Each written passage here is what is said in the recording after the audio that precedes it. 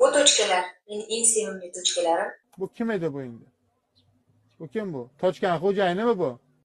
Sababi bu tochkalarga zuluk qo'yish bilan ko'z nurini 90% gacha yaxshilash mumkinligini bilarmidingiz? Gapingizga javob berasizmi? Albatta. Hali boshladingmi? Assalomu alaykum, bratim, qandaysiz? Hozir ozgina chumol chaqqanday bo'ladi. O'sha videoda ko'rsatilgan ko'z tochkalariga qo'ydim. Ishladi. Abed. Akaratika bilan o'rdak go'shi. Hali yarim soatdan keyin tayyor bo'ladi. Bugun bayram bo'lar-ekanda endi. Zulukning ko'zga foydalari: birinchi, ko'z nurini ravshanlashtiradi.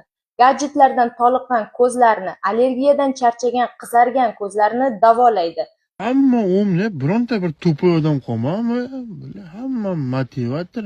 Ko'zda qon aylanishini yaxshilab, ko'z ichki bosimini pasaytiradi. Mana oradan 1 soat vaqt o'tib, zuluklarimiz asta o'zi tusha boshladi. Bu yerda zulukning qancha miqdorda qon so'rganligi muhim emas, aslida zulukning so'lagi, qonga qancha miqdorda o'tganligi muhim. Qor to'xtadimi? Qon to'xtadimi deyapsizmi? Qor to'xtadimi deyapman. Abbo, bir minut sabr qilasizmi yo'qmi?